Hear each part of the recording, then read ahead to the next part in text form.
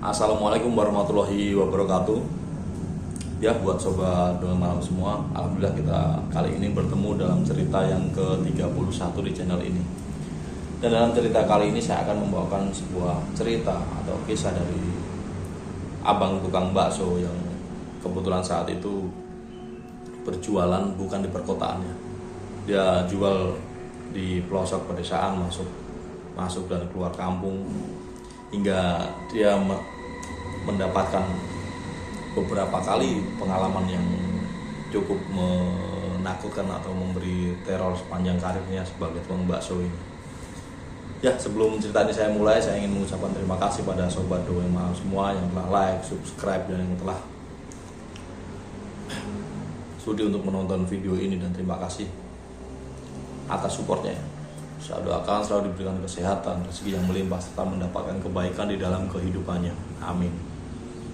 Ya, cerita ini masih cerita favorit saya karena dimana cerita tahun 90 ke bawah itu masih era-era klasik, masih zaman-zaman belum ada modernisasi seperti sekarang ya, dengan keterbatasan alat komunikasi dan segala keterbatasan teknologi pokoknya. Nah itu karena disitulah banyak terjadi cerita-cerita horor, cerita-cerita mistis di mana makhluk-makhluk gaib masih ingin menunjukkan eksistensinya, entah untuk pengakuan atau memang zamannya masih seperti itu. Ya, cerita ini saya dapat dari seorang tukang bakso. Ya maaf, kita lanjut lagi. Tadi di depan ada yang manasin mobil knalpotnya racing, suaranya ngang banget masuk ke sini. Ya, cerita ini saya dapatkan waktu saya masih SD di sana, di mana ada seseorang penjual bakso atau tukang bakso yang setiap hari dia itu berjualnya keliling kampung, keluar masuk kampung ya, karena posisinya di daerah Jawa sana, masih di kampung. Dan saat itu belum ada listrik masuk desa, jadi listrik hanya ada di kota kecamatan saja. Jadi untuk desa-desanya itu belum ada listrik. Jadi penjual bakso ini dia berjualan itu mulai sore hari atau sekitar jam 3, itu keluar jam 3 dan bisa finish atau selesai pulang kembali ke rumah itu sekitar jam 10 atau 11 ya. Dan saat itu penjual bakso ini pun menempuh perjalanan yang cukup jauh ya, dalam sekali keliling itu bisa mencapai 8 sampai 9 desa ya. Selain itu juga desa di kampung itu kan jaraknya jauh-jauh, antara desa satu dengan desa lainnya itu jaraknya cukup jauh. Dan setiap malam itu rute dari si penjual bakso ini berbeda-beda. Misalnya hari Senin ini ke barat, Selasa ke selatan, Rabu ke timur, Kamis ke utara gitu. Supaya pelanggannya atau konsumennya ini nggak bosan, jadi dijeda. Jadi sekitar 4 atau 3 hari sekali baru balik kembali ke tempat yang sama gitu. Dan selain itu juga zaman dulu kan nggak semua orang mengenal jajan, dan nggak semua orang mempunyai uang untuk beli bakso tersebut walaupun harganya cukup terjangkau. Dan karena penjual bakso ini melayani di pedesaan ya, yang mayoritas kebanyakan adalah petani yang belum tentu memiliki uang cash yang cukup banyak saat itu. Jadi baksonya juga nggak ditarif, tapi baksonya tersebut seger, enak, pokoknya aromanya itu nggak ditemukan dalam seperti bakso sekarang. Kok zaman dulu baksonya mantep banget, dari kuahnya, aromanya sampai baksonya itu top banget. Dan di zaman sekarang ini saya belum menemui bakso dengan rasa yang seperti itu, entah karena pengaruh apa ya, karena terlalu sering makan atau gimana ya. Selain itu penjual bakso ini masih menggunakan pikulan, jadi baksonya dipikul. Itu kenapa nggak pakai gerobak? Karena rute yang dilaluinya itu masih jalanan berbatu. Zaman dulu belum banyak jalan cor seperti sekarang. Jadi selain lewat jalan berbatu, kadang lewat jalan setapak, kadang lewat jalan yang agak tanjakan, agak curam gitu kan. Jadi sangat nggak mungkin banget kalau penjual bakso ini menggunakan gerobak seperti penjual bakso di kota-kota. Nah, salah satunya ada karena rutenya kan sebagian nih pegunungan gitu kan ya. Jadi ceritanya siang itu si penjual bakso ini, sebut saja namanya Mas Yono ya. Mas Yono penjual bakso ini kan, dia jatahnya keliling hari itu adalah ke arah utara. Jadi mana ke arah utara itu dia bisa melipir. Jadi kalau dari tempat tinggal dia lurus ke arah utara itu bisa langsung menuju ke desa seberang, desa sebelah, tapi harus melewati persawahan itu jaraknya sekitar 2-2,5 km. Kanan kirinya sawah, nggak ada rumah, nggak ada desa, nggak ada penerangan sama sekali. Jadi waktu itu Mas Yono ini hanya mengandalkan senter, zaman itu senter dengan baterai besar-besar, baterai ABC. Senternya masih model senter Tiger yang bahannya kayak stainless atau apa itu, aluminium ya, yang belum model cas lah. Nah, sore itu Mas Yono berangkat tapi tidak melalui rute yang sepi itu ya. Ya dari desanya dia ke kanan dulu. Nah, di kanan ini kan banyak sekali desa-desa. Sore itu dia melipir ke sana sampai sekitar jam menjelang maghrib. Dia berkeliling sampai ke 2 desa dan malam itu dagangannya lumayan laris. Kemudian selesai numpang sholat maghrib di musola desa tersebut, Mas Yono terus melipir ke arah utara tapi lewat sisi timur jalan besar gitu kan, karena itu ada desa-desa. Nah, setelah desa kebun lagi, perkebunan tuh kosong, kemudian ketemu desa lagi. Nah, di situ Mas Yono ini berkeliling dan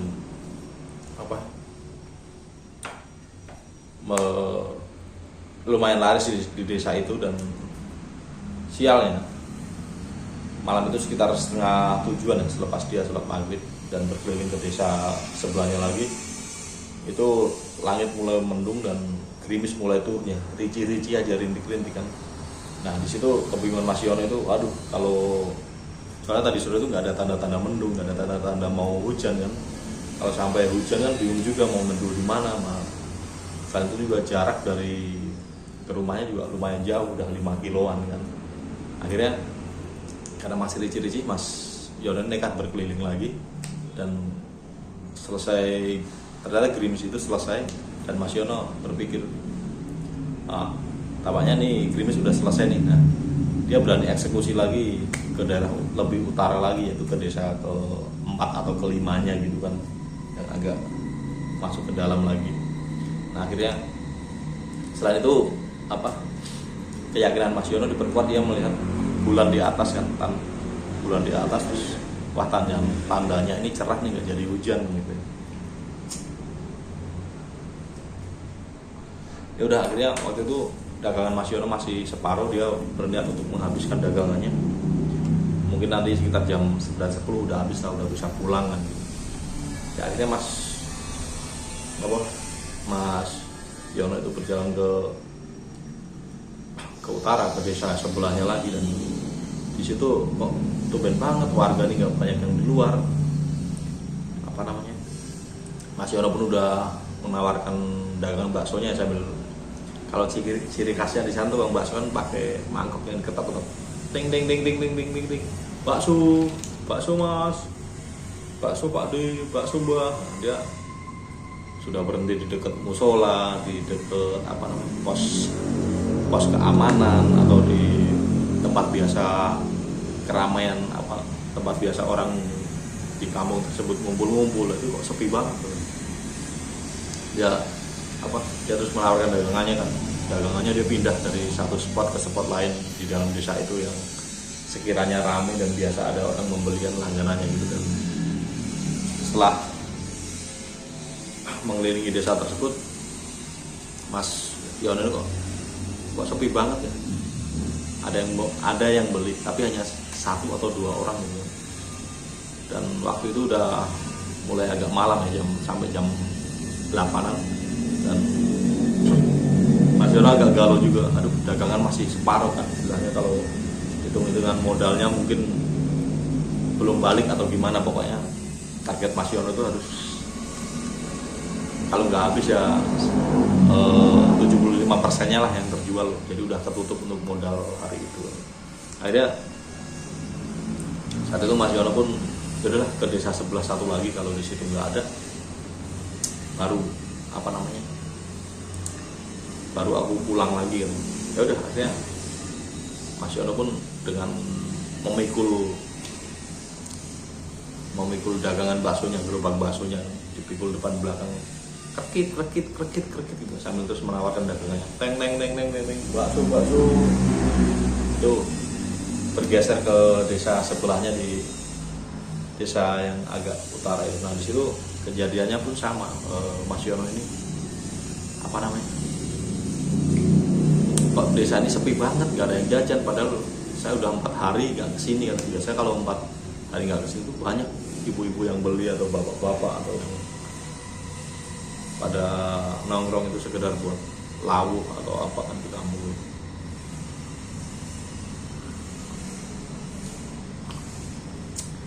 Nggak, akhirnya tanpa putus asa Mas Yono tuh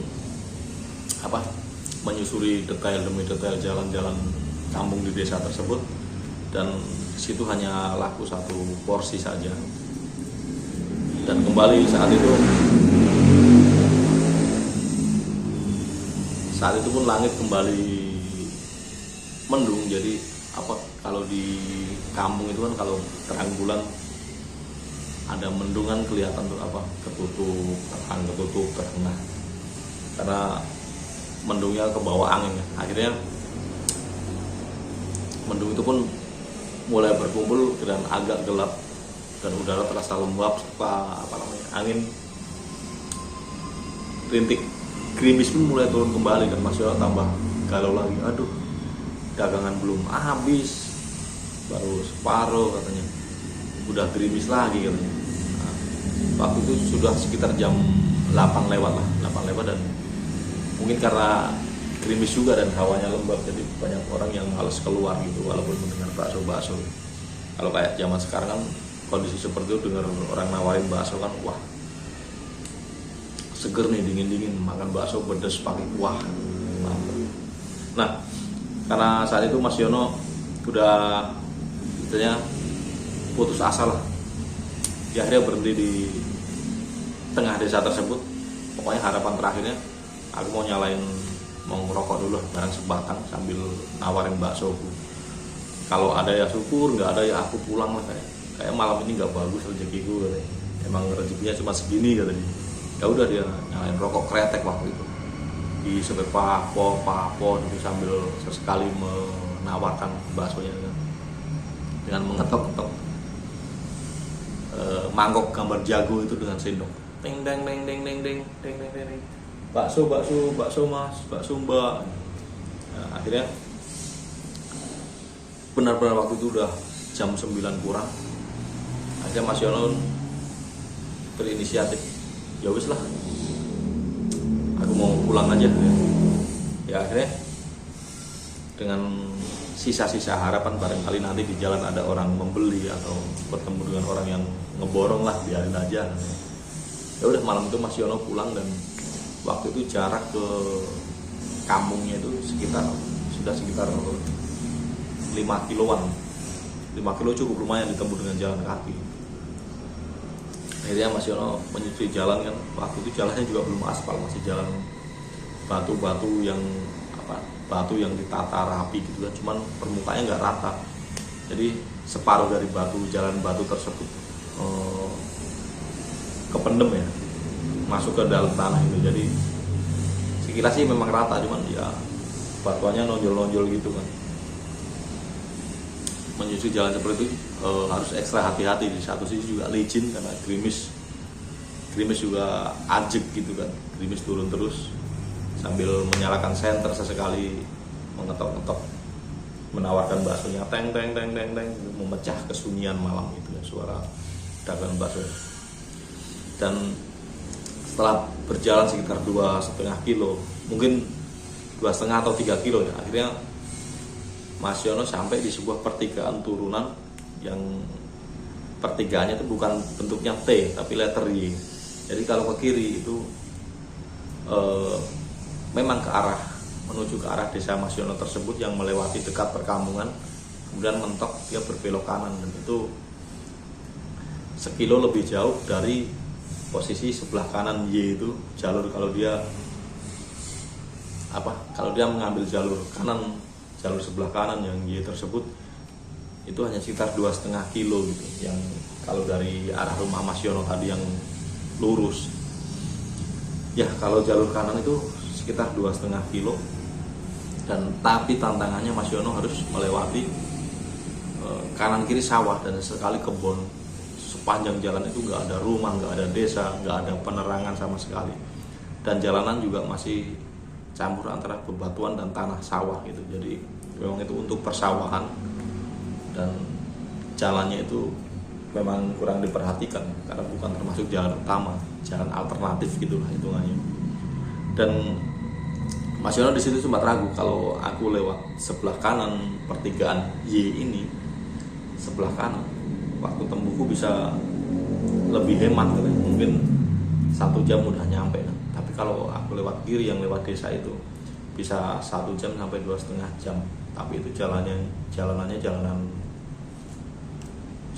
utama lah, walaupun nggak ketemu banyak orang, tapi 1 kali 2 kali bisa ketemu, terus banyak sekali rumah warga kan, karena itu desa.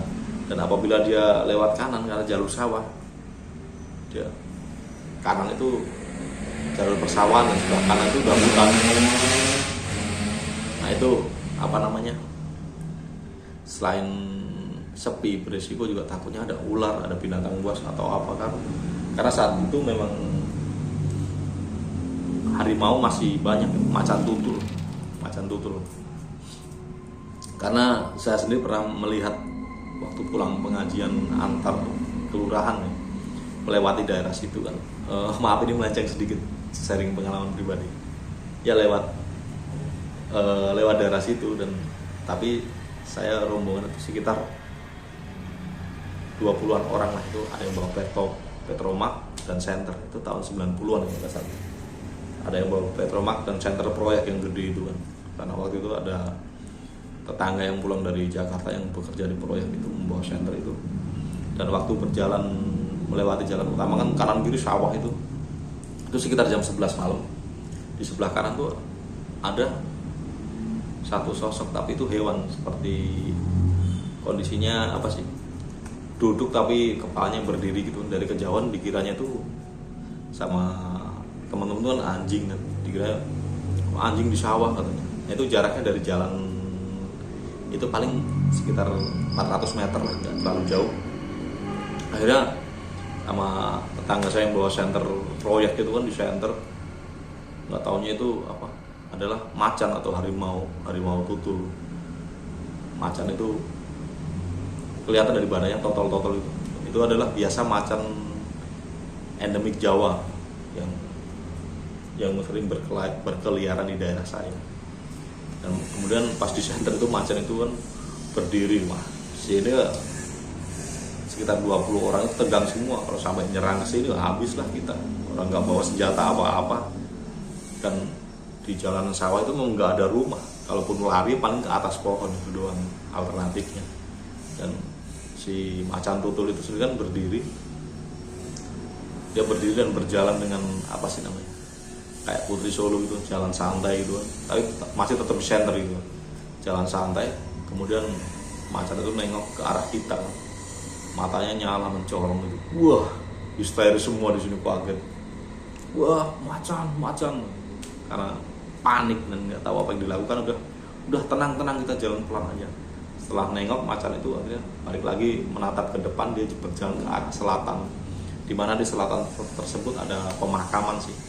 Nah, kemudian macan ini hilang ditelan masuk ke semak-semak gitu kan, karena semak-semak ada ketinggian gitu. Nah, ketutup di situ. Nah, itulah tantangan yang harus dilalui oleh Mas Yono itu sendiri apabila lewat jalur situ.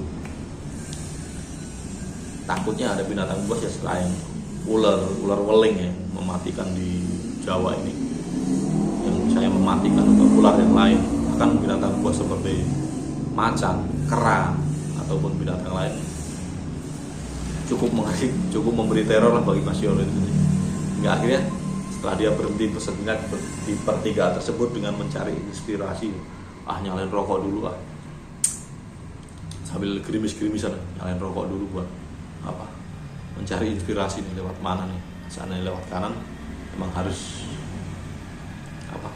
harus menenangkan atau menguatkan hati lah.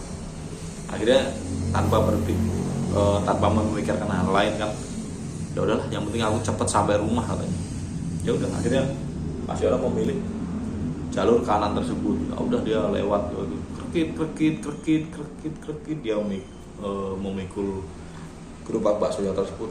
Nah, di situ Mas Yono baru ingat bahwa di sekitar 100 meter dari pertigaan itu di sana ada pohon besar yang kondangnya itu yang terkenal lah, sering ada penunggunya yang suka ngerjain orang yang lewat gitu kan.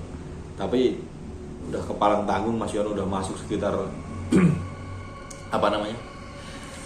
sekitar 50 meteran, ya udah. Dan akhirnya Mas Yono pun mendekati mau melewati pohon itu dengan dagdikduk juga, dengan berjuta pertanyaan. Semoga nggak ada apa-apa lah, sambil berdoa kan. Hingga akhirnya Mas mendekati pohon tersebut, Mas Yono mendengar suara cerok gitu. Cerok gitu kan. Terus cerok prok gitu. Mas Yono, kok malam-malam kayak ada orang nyangkul katanya. Karena itu suara orang mencangkul di sawah kan, cerok sambil melemparkan tanah hasil cangkulannya tersebut ke pematang sawah atau ke galungan. Cerok itu sama suara air di sawah dikobakin pakai kaki itu, orang ninjek gitu kan.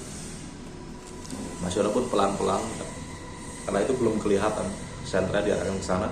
Nah, ternyata setelah di balik pohon tersebut kan, sawahnya agak di bawah, itu ada seseorang yang memakai caping, Pak Tani lah, lagi nyangkul, dilihat Mas Yono. Akhirnya Mas Yono bertanya, "Mbah, dia permisi dulu.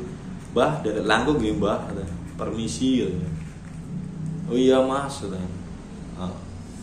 Itu suaranya cukup berat, suara khas orang tua. "Oh iya, Mas, monggo," katanya. Dan karena memberi respon, Mas Yono tuh berhenti sejenak kan, sambil ngerokok dan bertanya, "Kok malam-malam nyangkul sih, Mbah? Emang nggak ada waktu besok atau gimana? Apa nggak takut masuk angin atau sakit?" Nah, jawabannya, "Enggak, Mas, udah biasa," katanya. "Udah biasa, malah enak kerjain malam, nggak panas, malah adem," katanya. "Oh iya, ya sudah, Mbah, permisi ya, Mbah," kata Mas Yono, karena nggak mau berlama-lama di situ juga. Akhirnya si Mbah itu, Mas tunggu dulu." "Loh, ya Mbah, kenapa? Sampai dagang apa?" Kata orang tersebut bertanya. "Ini Mbah, bakso," katanya. "Oh, masih banyak? Apa udah habis kok jam segini udah pulang?" Karena merasa ada empati ya dari pertanyaan tersebut, Mas Yono tuh pun menghentikan langkahnya ke depan. "Masih, Bos, baru habis separuh," katanya. "Tadi dagang sepi banget, orang gerimis, orang-orang pada nggak jajan, pada nggak punya duit, malas keluar gitu." "Oh ya, oh itu berarti masih banyak." "Iya, Mbak, masih banyak." "Ya udah, saya habis nyangkul ini kok lapar ya, Mas. Buat saya dibikinin satu kan, saya pesenin satu dulu," katanya. Oh mau bakso mbak? Ya bikin satu dulu. Akhirnya dibikinin. Ini campur mbak kata. Iya campur, kasih ini kan gitu. Udah ada si mbak itu naik dan apa duduk di bawah pohon tersebut, lesehan lah. Padahal kan agak basah hitam, tapi si mbak itu lesehan senderan di situ. Dan untuk wajahnya sendiri si Mas Yono nggak bisa jelas karena di situ nggak ada penerangan, jadi hanya mengandalkan cahaya-cahaya sekitar yang sangat minim, terutama cahaya rembulan yang bercampur mendung tadi. Si mbak itu pakai camping, pakai baju panjang biasa orang di kampung Nyanggul tersebut, baju panjang hingga celananya celana hitam panjang gitu kan, dan semuanya itu penuh lumpur, baju yang penuh lumpur, agak kelihatan ini apa nyempret lumpur bekas cangkulan. Ya akhirnya udah satu porsi dibikinin, dan si Mas Yon itu pengen nyenter, pengen lihat mukanya itu nggak enak karena apa, nggak sopan. Kalau orang nyenter itu nggak sopan ya, walaupun pengen melihat. Dan Mas Yon beberapa kali mencoba melihat muka si mbah tersebut dengan senter, tapi diarahkan ke tempat lain, jadi fokusnya ke tempat lain, nah sisanya mengarah ke wajah tersebut, tapi tetap aja nggak maksimal. Kalau menurut Mas Yon itu mukanya biasa sih kayak manusia, cuman detailnya tuh nggak kelihatan, samar. Hingga akhirnya dimakan lah, lap seruput, seger banget katanya Mas Yon makanya. Nah itu akhirnya, Mas udah habis, kurang buat saya bikin lagi. Oh iya mbah, akhirnya dibikin lagi kedua. Dan setelah kedua itu, Mas saya kok masih lapar ya, tadi nyangkul dari sore, kecapean saya, lapar, tolong bikin lagi ya. Bikin kedua, akhirnya ketiga, keempat porsi kan, 4 mangkok. Nah ini jadi kayak yang film di Susana yang Malam Satu Suro itu ya. Itu pas keempat si Mas Yono udah mulai curiga, kok orang makan 4 porsi kok nggak ada itu apa namanya, nggak ada kenyang-kenyangnya kan katanya. Dan pas posisi makan itu emang cepet banget, lap lap, kadang kuahnya seruput itu seger kan. Ya udah akhirnya nggak berapa lama itu habis lagi. Mas bikinin lagi ya, tenang aja nanti saya bayar, nggak usah takut ya. Ya udah akhirnya, oh iya mbah, siap mbah, dibikinin lagi. Ini mbah katanya. Ya udah akhirnya makan lagi kan. Makan serap cepet banget. Kali ini makannya tambah cepet. Jadi pokoknya inget film Susana yang Malam Satu Suro atau apa itu. Akhirnya setelah kelima tadi ya, dia ini Mas saya masih belum kenyang, bisa dibikinin lagi enggak, ini satu lagi ya. Nah di situ tuh naluri atau apa namanya, logika Mas Yono itu mulai main. Wah ini nggak beres, ini bukan manusia ini. Di satu sisi ini mau ngerjain saya, satu sisi lagi kalau ini sampai 6 mangkok terus dia kan makhluk halus, dia mau bayar pakai apa, kan nggak mungkin dia punya uang kalau dia bukan manusia. Lagian mana ada sih manusia malam-malam nyangkul di sini kan. Logika Mas Yon ini mulai kembali ya, mulai bermain. Hingga akhirnya dengan memberanikan diri, Mas Yon itu membentak orang tersebut, bentaknya gini, janjane wae menungso apa udu, dengan kata-kata keras itu, sekali menghardik. Karena satu sisi kesal juga, dagangan belum habis tapi udah dikerjain makhluk kayak gitu. Udah gitu mau minta 6 mangkok lagi dan belum tentu bisa bayar nanti. Nah setelah dibentak, janjane gue menungso apa udu. Kalau artinya sini, sebenarnya kamu manusia apa bukan katanya. Nah setelah dibentak seperti itu kan, tadi mangkoknya dikasih Mas Yono nih, suruh bikin yang ke-6. Si mbah tersebut tiba-tiba berubah wujud jadi apa, hitam besar seperti berbulu kata Mas Yono. Tahu-tahu berubah itu waktu langsung si orang itu sosok itu yang hitam itu langsung dia ngerangkul pohon, dia naik ke atas pohon sambil tersenyum, menoleh apa, dia naik ke atas tapi menoleh ke arah Mas siapa namanya, Mas Yono tadi tuh sambil tersenyum dan ketawa, hehehe gitu. Tapi suaranya berat dan keras itu. Dia tertawa, hehehe gitu, naik ke atas. Si Mas Yono itu gemeteran. Nah, dia naik ke atas kan perlahan tuh, tangannya panjang itu besar hitam kan. Setelah tertawa, dia berhenti lagi, menoleh lagi katanya sambil berbicara, sesok daganganmu laris. Gini dia. Jadi makhluk sosok hitam itu berbicara kepada Mas Yono, besok daganganmu laris katanya. Nah, makhluk itu pun karena itu pohon cukup besar dan cukup tinggi ya, pohon tua, pohon lama. Makhluk itu terus naik ke atas katanya. Mas Yono sempat memperhatikan karena dalam beberapa detik dia mengalami ngeblank, ngeblank itu nggak tahu harus ngapain. Nah, dan matanya hanya terpaku ke arah gerakan sosok tinggi besar hitam dan berbulu itu yang sedang manjat pohon. Akhirnya setelah beberapa detik Mas Yono ini mendapatkan kesadaran. Dia rapikan lagi mangkoknya, masukin ke dalam box pikulanya, dan dia mikul pikulanya tersebut balik arah, nggak jadi lewat situ. Dia kembali ke pertigaan Y tadi yang 100 meter dari pohon itu.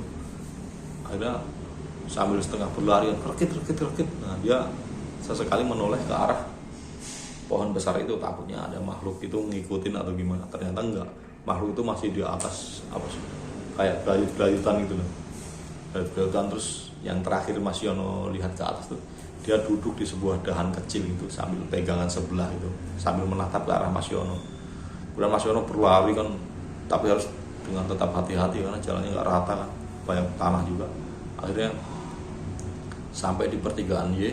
Singkat cerita, di situ udah sekitar jam 10-an malam, nggak ada manusia atau warga sama sekali. Kemudian Mas Yono belok kanan yang jaraknya lebih jauh itu, dan sampai ketemu pertigaan lagi, belok kanan lagi ke arah kampungnya. Nah, sampai rumah dia ngos-ngosan. Ya, akhirnya bercerita sama istrinya tentang apa yang dialami tersebut, dan malam itu dagangannya nggak habis. Akhirnya ya istrinya, oh ya sudah, kejadiannya seperti ini, ya udah nggak apa-apa. Dan setelah itu Mas Yono sempat meriang sekitar 3 hari ya, dan kemudian pas setelah selesai meriangnya udah kelar, Mas Yono pun kembali berdagang biasa, kali ini ke arah barat karena rutenya kan pindah-pindah dia ke arah barat. Dan benar ternyata dia Mas Yono keluar jam 3 sore, dan jam 7 jam 8 dagangannya udah mulai habis lah, dia udah pulang jam 7 jam 8 udah pulang. Dan itu berjalan selama 1 minggu ya. Cuman kali ini Mas Yono nggak, untuk bulan-bulan itu Mas Yono nggak dagang ke arah utara karena masih trauma dengan makhluk tersebut. Tapi setelah kejadian itu sekitar 1 minggu dagangnya itu habis lebih cepat. Jadi jam 7 jam 8 udah habis, udah siap untuk pulang. Ya, mungkin ada hubungannya sama makhluk itu atau gimana ya, Allah alam ya. Kita juga nggak tahu, atau hanya sekedar kebetulan atau skenario Allah Subhanahu wa Ta'ala, kita nggak tahu. Dan itu yang dialami oleh Mas Yono yang saya dengar ceritanya. Ya, ceritanya sampai di sini dulu. Emang nggak begitu seram, tapi semoga bisa menghibur sobat dongeng malam semua. Ya, bagi sobat dongeng malam semua yang mempunyai pengalaman mistis atau cerita horor dan ingin dibawakan kembali atau diceritakan kembali di sini sebagai hiburan atau nostalgia atau menyimpan pengalaman atau kenangan, bisa kirimkan pengalamannya tersebut melalui dalam format teks maupun audio ke alamat emailnya jackminator@gmail.com. Ya, tak lupa saya ucapkan terima kasih bagi sobat dongeng malam semua yang sudah like, sudah subscribe, dan sudah mantengin video ini. Terima kasih atas supportnya. Saya doakan semoga selalu diberikan kesehatan, rezeki yang melimpah, serta mendapatkan kebaikan di dalam kehidupannya. Ya, sampai jumpa di cerita berikutnya di channel Dongeng Malam. Wassalamualaikum warahmatullahi wabarakatuh. Salam dongeng malam.